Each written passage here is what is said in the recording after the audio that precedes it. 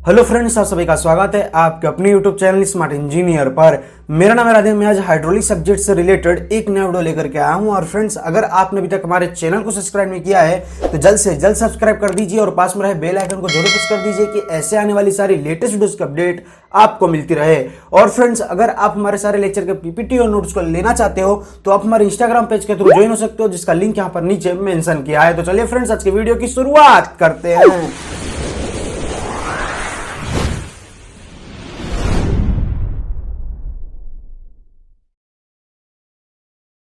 तो फ्रेंड्स, आज की वीडियो में हम बात करने वाले हैं बेसिकली आज के एक नए सब्जेक्ट जिसका नाम है फ्रेंड्स हाइड्रोलिक्स। और फ्रेंड्स, ये हाइड्रोलिक्स चालू करने से पहले मैं यहाँ पर आपसे थोड़ी बातचीत करना चाहूँगा कि हम अभी तक कितना वीडियो बना पाया, यानी कि मैं कितना कवर कर पाया हूँ। तो फ्रेंड्स, यहाँ पर मैं पहले आपको समझाना चाहूँगा, अगर आप हमारे इस वीडियो पर नए हो तो, कि हमने अभी तक सर्वेइंग ले लिया है, यानी कि सर्वेइंग के जो भी चैप्टर आते थे, लाइक बात करूँ कंपास, चेन एंड टेप सर्वे, फिर इसके बाद लेवलिंग, प्लेन टेबलिंग सर्वेइंग, फिर इसके बाद फ्रेंड्स बात की जाए जीपीएस और एडवांस सर्वेइंग के अंदर यहाँ पर थियोडोलाइट, टेक्योमेट्रिक, ट्रिग्नोमेट्रिक, फ्रेंड्स ये सभी हमने यहाँ पर चैप्टर अच्छी तरह से कंप्लीट कर दिए हैं। अब यहाँ पर बात आती थी जो हम एडवांस सर्वेइंग ले रहे थे, तो उसके अंदर हमारा यहाँ पर बेसिकली दो चैप्टर बाकी रह रहा था। एक तो हमारा था फ्रेंड्स पहला यहाँ पर कर्व, और दूसरा आ रहा था फ्रेंड्स हमारा यहाँ पर एडवांस इंस्ट्रूमेंट। तो फ्रेंड्स, इन दोनों को मैंने इसलिए ब्रेक दिया है कि मैं चाहता हूं कि जब जो एक कर्व है उसको मैं फरवरी की एंडिंग में कराऊं, जिससे हमारा जो कॉलेज है वो ऑफलाइन चालू हो जाए, और ऑफलाइन चालू होने के बाद जो भी इंस्ट्रूमेंट है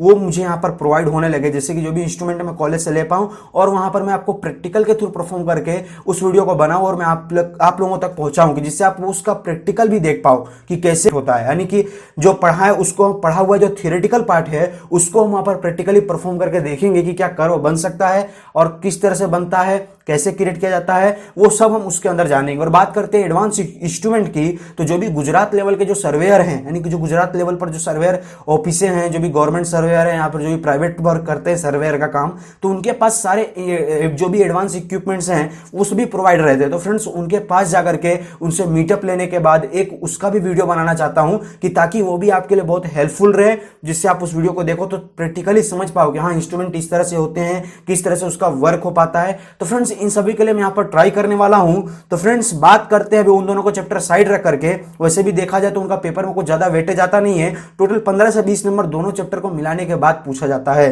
तभी बात करते हैं फ्रेंड्स आज का हमारा नया सब्जेक्ट, नया टॉपिक और नई शुरुआत के साथ। तो फ्रेंड्स, आज का हमारा नया सब्जेक्ट है जिसका नाम है फ्रेंड्स हाइड्रोलिक्स। तो फ्रेंड्स, ये हाइड्रोलिक्स होता क्या है, यहां पर मैं थोड़ा सा आपको ओवरव्यू देना चाहूंगा। फ्रेंड्स, हाइड्रोलिक्स का मतलब होता है जल गति विज्ञान। जी हाँ फ्रेंड्स, जल गति विज्ञान यानी कि फ्रेंड्स जो पानी के ऊपर गति हो रही हो, जैसे कि पानी कभी रुकता है तो उसका प्रेशर क्या क्रिएट होता है। जैसे कि डैम में हम पर्टिकुलर कोई पानी भरते हैं तो डैम कितना बड़ा होता है, बहुत ही लार्ज पानी, यानी कि कहें तो बहुत सारी अमाउंट में पानी भरा रहता है फ्रेंड्स। तो वो पानी का जो प्रेशर लगता होगा डैम के ऊपर वो कितना क्रिएट होता होगा। फिर पानी को जब हम डैम के अंदर से छोड़ते हैं तो जो उसकी वेलोसिटी तैयार होती है तो कितनी तेजी से जाती है और क्या नुकसान कर सकती है, कितना उसका ज्यादा प्रेशर रखने पर वो कितने डैमेजेस क्रिएट कर सकती हैं, कि जिससे हम उसका यहाँ पर वेलोसिटी कम मात्रा में छोड़ें। यहाँ पर देख सकते हो मैंने ड्राइंग भी बना करके रखा है डैम का, तो देख सकते हो जो पानी छोड़ रहे हैं तो उसका प्रेशर कितना तेजी से क्रिएट हो रहा है, कि जो सामने वाले यहाँ पर जो भी विलेज आए हुए हैं, यानी कि जो भी गांव आए हुए हैं, उनको कोई नुकसान ना हो। तो ये सब हम यहाँ पर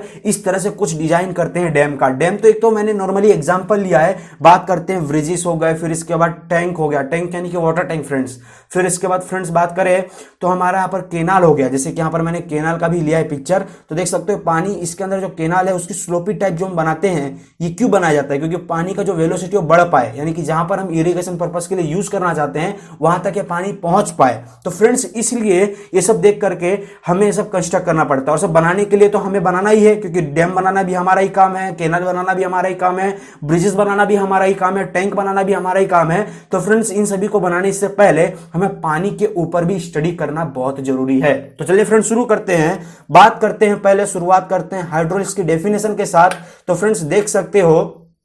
यहां पर मैंने हाइड्रोलिक्स की डेफिनेशन ली है कि hydraulics is a branch of engineering dealing with the study of behaviour of water when it is at rest और इन मोशन। यहां पर कह रहा है कि फ्रेंड्स ये जो हाइड्रोलिक्स एक इंजीनियरिंग का ब्रांच है जिसके अंदर हम स्टडी करते हैं किसके बिहेवियर का, वाटर की जो बिहेवियर रहती है, वाटर किस तरह से वर्क करता है, यानी कि वाटर क्या क्या यहां पर बिहेवियर है, वो किस पोजीशन में है, यानी कि कब तो जब वो रेस्ट पोजीशन और मोशन पोजीशन यानी कि जब वो रुका हुआ हो और जब मोशन करता हो, तब ये दो पोजीशन के अंदर हम वाटर का स्टडी करते हैं। किसके अंदर? तो हाइड्रोलिक्स के अंदर। आपको समझ में आया फ्रेंड्स बेसिकली डेफिनेशन? कहना क्या चाहता है कि वाटर की बिहेवियर का हम स्टडी करते हैं। तो कौन सा बिहेवियर? जब वो रेस्ट पोजीशन और मोशन पोजीशन में हो तब। तो इसका ये डेफिनेशन यहां पर तैयार होगा फ्रेंड्स की hydraulics is a branch of engineering dealing with the study of behaviour of water when it is rest और इन मोशन। तो फ्रेंड्स ये रहा हमारा हाइड्रोलिक्स का डेफिनेशन। अब बात करते हैं हाइड्रोलिक्स के अंदर हम किन किन पार्टों का स्टडी करने वाले हैं। तो पहला निकलता है फ्रेंड्स हमारा हाइड्रोस्टैटिक्स, एंड सेकंड निकलता है फ्रेंड्स हमारा हाइड्रोकाइनेमेटिक्स, एंड फ्रेंड्स थर्ड आता है हमारा यहाँ पर हाइड्रोडायनामिक्स। अब यहाँ पर बात करते हैं एक एक पार्ट को लेकर के, लेकिन इससे पहले हम यहाँ पर एप्लीकेशन जानेंगे, यानी कि किस किस एप्लीकेशन के लिए हमारा यहाँ पर हाइड्रोलिक्स सिविल इंजीनियरिंग के लिए बिलोंग करता है। तो यहाँ पर हमारा पहला एप्लीकेशन आता है वाटर सप्लाई। जी हाँ फ्रेंड्स, आप जब जो पानी पीते हो, जो आपके नल में पानी आता है, वो तो सीधा जमीन में से तो आता नहीं होगा। हाँ आता है, लेकिन बोरवेल के थ्रू आता है। लेकिन बात की जाए जो अदर पर्पस जो भी है, जैसे कि अदर साइड से जो भी हमारे पानी आते हैं, लाइक जो बात करूं जो पाइपलाइन के थ्रू जो एसएमसी हमें पानी प्रोवाइड करती है, जी हाँ, तो वो जो हमारे यहाँ पर म्युनिसिपल कॉर्पोरेशन जो भी हमारे यहाँ पर पानी प्रोवाइड करते हैं, नगर पालिका के थ्रू जो हमारा पानी आता है फ्रेंड्स, वो हमारा पानी कहीं ना कहीं रिजर्वेयर में से ही आता होगा, यानी कि कहीं पर उसको स्टोर किया जाता होगा, फिर पाइपलाइन के थ्रू उस पानी को छोड़ा जाता है। तो फ्रेंड्स जब उस पाइपलाइन में पानी को छोड़ा जाता है तो उस एरिया को डिपेंड करता है जिस एरिया में उस पानी को छोड़ा जा रहा हो। लाइक बात करूं फ्रेंड्स कि हमने सर्वेइंग में पढ़ा है कि हर एक एरिया का कोई ना कोई आरएल होता है, और वो एरिया पर्टिकुलर देखा जाए तो कोई एलिवेशन में है तो कोई डिप्रेशन में है, यानी कि हर जगह देखा जाए तो पृथ्वी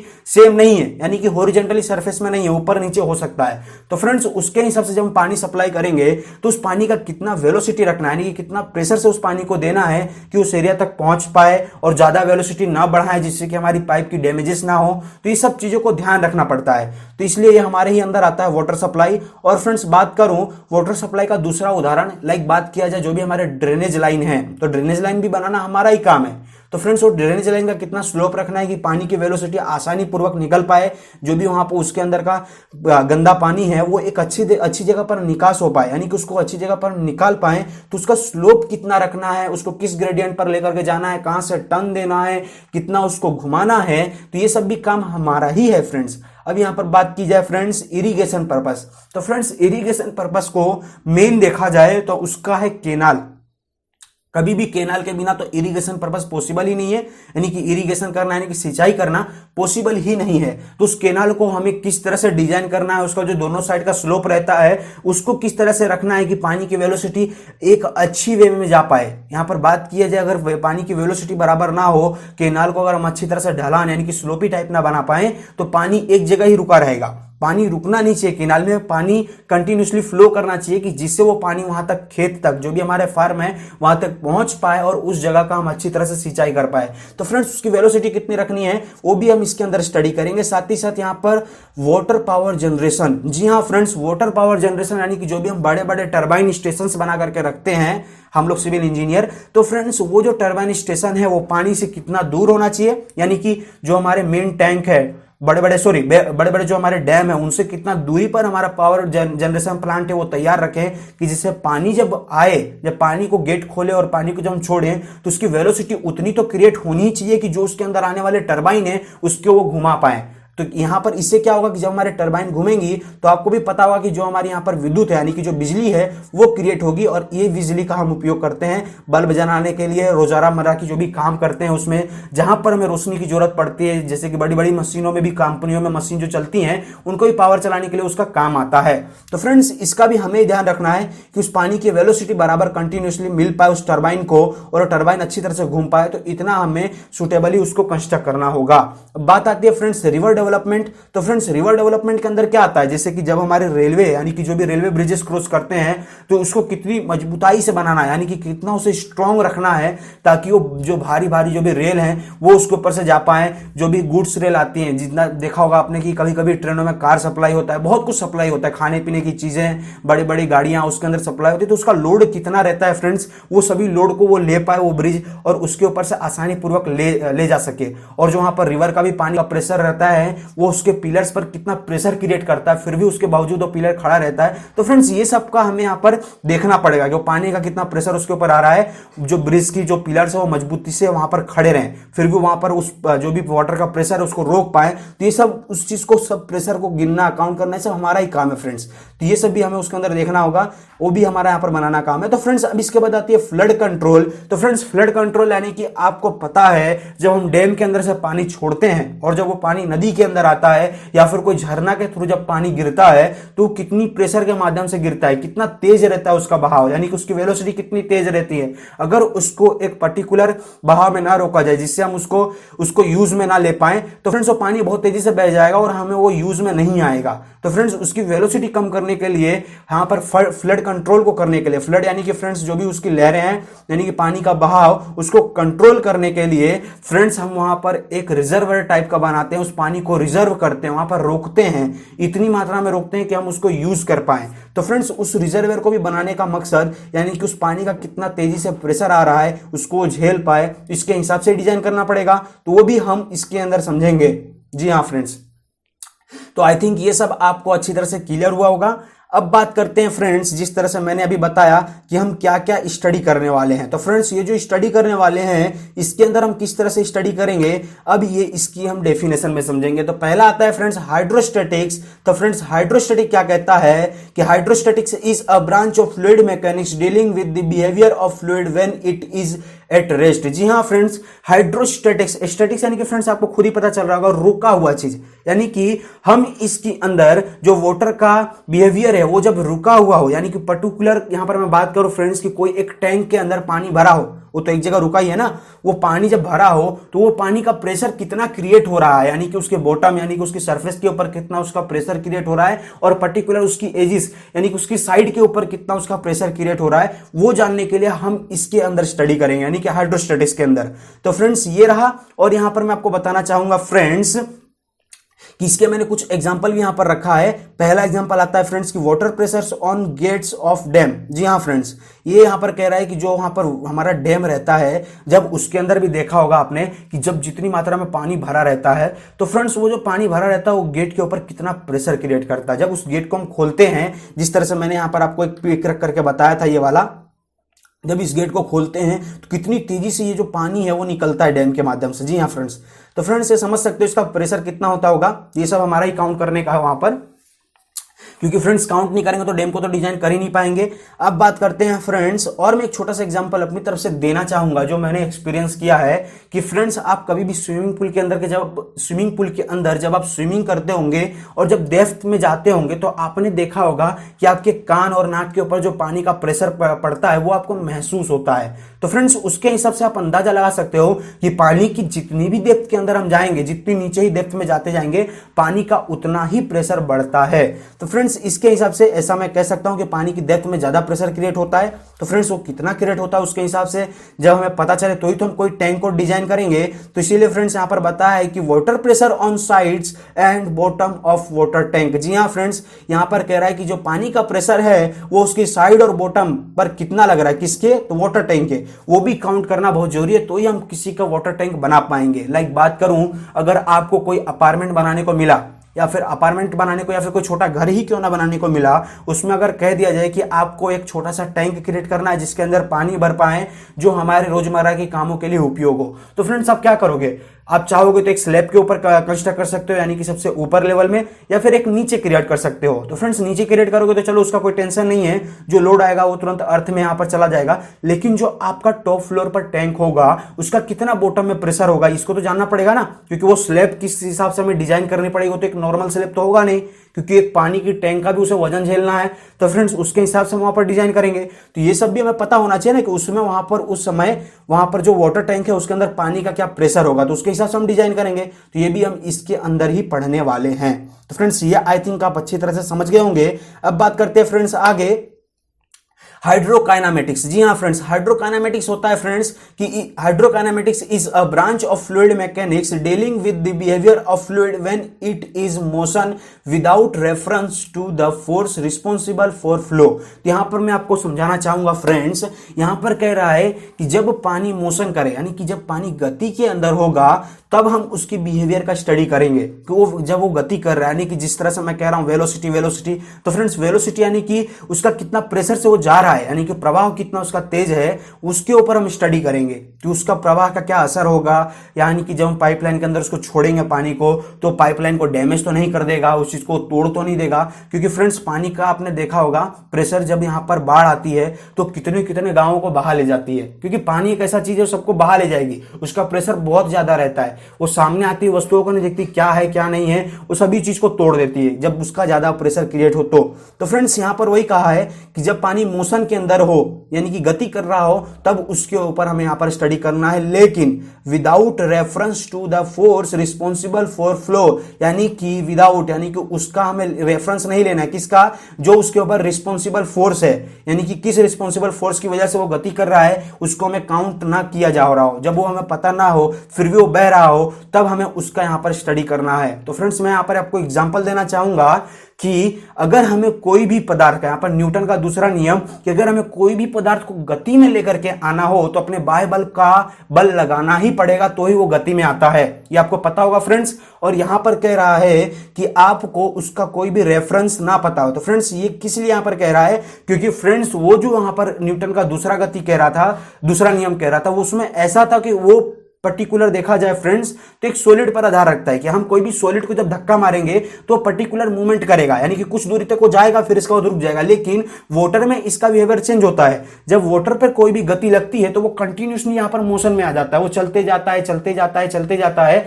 आपने इस चीज को ऑब्जर्व किया होगा कि जब आप एक बाल्टी के अंदर पानी भरते हो और उसको जब फेंकते हो रोड के ऊपर, या फिर बात करूं कोई भी बाथरूम के अंदर, तो फ्रेंड्स वो पानी कंटिन्यूसली फर्श के ऊपर बहता जाता है, वो रुकता नहीं है, उसका मोशन मतलब उसकी जो यहां पर डिप्लेसमेंट रहती है फ्रेंड्स वो चेंज होते रहती है, मतलब वो एक जगह होकर के तुरंत वो चेंज तो होगी फिर रुकेगी नहीं, चेंज ही होते जाएगी, कंटिन्यूसली रहता है फ्रेंड्स। तो फ्रेंड्स इस चीज को यहां पर बताया हुआ है कि उसका जो बाह्य बल एक बार लग गया फिर भी इसके बाद वाटर कंटिन्यूसली बह रहा है, वो किस फोर्स की वजह से बह रहा है हमको ना पता हो, फिर भी हम उसका यहां पर अगर काउंट करें कि वो कितनी मात्रा में बह रहा है, तो फ्रेंड्स उस चीज को हम यहां पर हाइड्रोकाइनेमेटिक्स के अंदर काउंट करेंगे। तो फिर से यहां पर मैं एक बार डेफिनेशन आपको बताना चाहूंगा, हाइड्रोकाइनेमेटिक्स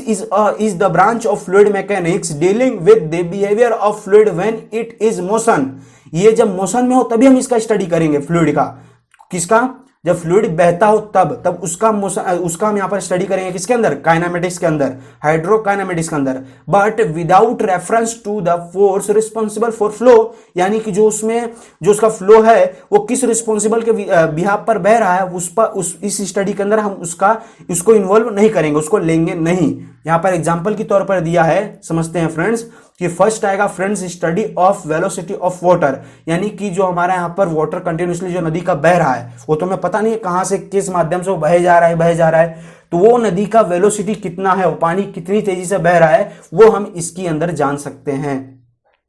दूसरा फ्रेंड्स यहां पर study of acceleration of water, यानी कि वाटर का कितना एक्सेलरेशन है वो भी हम इसके अंदर जान सकते हैं। अब फ्रेंड्स बात करें तीसरा हाइड्रोडायनामिक्स, तो फ्रेंड्स हाइड्रोडायनामिक्स में क्या रहेगा कि जैसा कि आपने पहले में पढ़ा कि पानी रुका है तब स्टडी करना है, और पानी जब यहां पर मोशन में आ गया यानी कि गति में आ गया तब उसका स्टडी करना है। तो अब ये जो तीसरा है, इसमें जब पानी मोशन कर रहा हो और उसके लिए क्या रिस्पॉन्सिबल है, यानी कि किस रिस्पॉन्सिबल की वजह से, यानी कि किसकी वजह से वो पानी फ्लो में आया, यानी कि मोशन में आया, सॉरी वो जो फ्लो है वो मोशन में आया, वो किस वजह से वो मोशन में आया, तो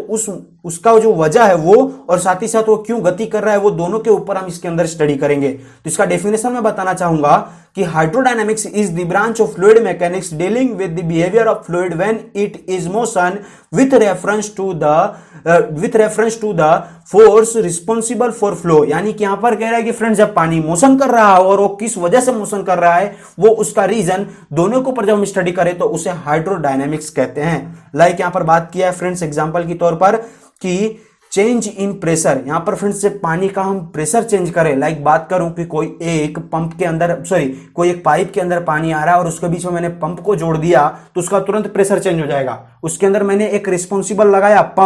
पंप की वजह से मैंने उसका प्रेशर चेंज किया, तुरंत उसका पानी का प्रेशर बढ़ गया, वो बहुत तेजी के माध्यम से जाने लगा, बहुत उसका वेलोसिटी बढ़ गया। तो फ्रेंड्स उसका रिस्पॉन्सिबल बना क्या, पंप। तो उस पंप की हम कितनी वेलोसिटी रखे हैं कि हम 4 से 5 फ्लोर तक उस पानी को पहुंचा पाए, तो हम इसके अंदर सब जानेंगे फ्रेंड्स। और बात करते हैं यहाँ पर फ्लो थ्रू ओरिफिस। तो फ्रेंड्स ओरिफिस यानी होता है छिद्र, यानी कि छेद, होल। तो फ्रेंड्स कोई भी अगर मैं बात करूं बड़ा सा डब्बा लो या फिर कोई भी बड़ा सा टैंक लो, उसके अंदर छेद कर दो। तो फ्रेंड्स वो छेद होने के बाद, यानी कि बात करूं छेद किस लिए किया जाता है कि मान लेते हैं कोई बड़ा सा टैंक है, उस छेद के माध्यम से हम यहाँ पर पाइप को डिस्ट्रीब्यूट कर रहे हैं पानी ले जाने के लिए पर्टिकुलर हर एक घर के अंदर। तो फ्रेंड्स उस टैंक के अंदर से उस छेद के माध्यम से कितनी वेलोसिटी वो पानी क्रिएट करेगा कि वो घर तक पहुंच पाए, तो ये भी हमें जानना पड़ेगा। अगर वो कम पड़ रहा हो तो हम वहां पर जो भी पंप है उसका इस्तेमाल करेंगे, यानी कि जो भी मोटर है उसको वहां पर लगाएंगे कि पानी और थोड़ी तेजी से जा सके। तो फ्रेंड्स हम इसके लिए भी हम यहाँ पर स्टडी करेंगे।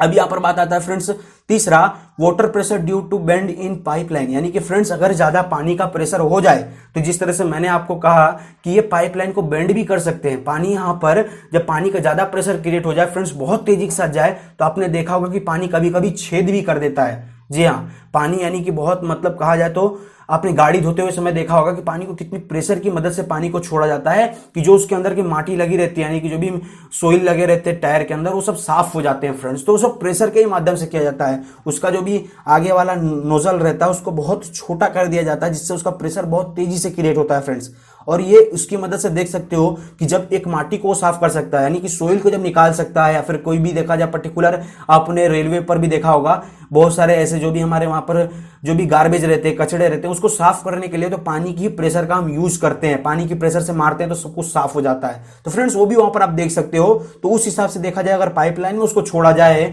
तो पाइपलाइन को भी बेंड कर सकता है, तो इतना पानी का प्रेशर होता है। तो फ्रेंड्स उसको किस मात्रा में छोड़ना है हम इसके अंदर ही स्टडी करेंगे, जिसका नाम है हाइड्रोडायनामिक्स। तो फ्रेंड्स मैं यहाँ पर थोड़ा सा ओवरऑल व्यू देना चाहूंगा आज का कि आज हमने क्या सीखा। तो फ्रेंड्स आज हमने पहले सीखा हाइड्रोलिक्स क्या होता है, फिर हाइड्रोलिक्स के अंदर यानी कि जिसे हम फ्लूइड मैकेनिक्स के भी नाम से जानते हैं, उसके अंदर क्या कुछ स्टडी करने वाले हैं वो। और साथ ही साथ फ्रेंड्स हमने जाना कि इसके एप्लीकेशंस क्या क्या हैं, यानी कि किस किस एप्लीकेशन के अंदर हमारा हाइड्रोलिक सिविल इंजीनियरिंग के लिए यूज होगा वो हमने जाना। इसके बाद हमने हाइड्रोस्टैटिक्स की डेफिनेशन, साथ ही साथ उसका एग्जाम्पल जाना। फिर इसके बाद हाइड्रोकाइनेमेटिक्स और उसके एग्जाम्पल हमने जाने, और इसके बाद हाइड्रोडायनामिक्स के एग्जाम्पल और प्लस उसकी डेफिनेशन को हमने अच्छी तरह से समझा। तो फ्रेंड्स आज का वीडियो में यहीं तक रखते हैं। और फ्रेंड्स आज की वीडियो आपको कैसी लगी एक लाइक के माध्यम से मुझे जरूर बताइएगा। और साथ ही साथ आज की वीडियो के रिलेटेड अगर आपको कोई भी डाउट हो तो आप मुझे एक छोटा सा कमेंट जरूर कीजिएगा, क्योंकि फ्रेंड्स आपका कमेंट आएगा तभी मैं समझूंगा कि हाँ आप भी मेरी वीडियो को बहुत अच्छी तरह से समझ रहे हो। जी हाँ फ्रेंड्स, अगर आप मेरी वीडियो को अच्छी तरह से समझ रहे हो तो आपको डाउट जरूर होगा, क्योंकि फ्रेंड्स कोई भी चीज को समझें तो एक बार में समझ में आ जाए ऐसी तो होती नहीं है, उसमें कुछ ना कुछ तो कहीं ना कहीं डाउट होता ही होता है। तो आप मुझे पूछ सकते हो, अपने डाउट को अच्छी तरह से क्लियर कर सकते हो। तो चलिए फ्रेंड्स मिलते हैं अपने नेक्स्ट वीडियो में। और फ्रेंड्स आज का वीडियो आपने देखा इसके लिए thank you so much for watching my video. और फ्रेंड्स वीडियो अच्छी लगी हो तो वीडियो को लाइक और शेयर जरूर कीजिएगा, और साथ ही साथ चैनल को सब्सक्राइब कर लीजिएगा। तो चलिए फ्रेंड्स मिलते हैं अपने नेक्स्ट वीडियो में। आज के लिए इतना ही, bye bye, take care and good bye.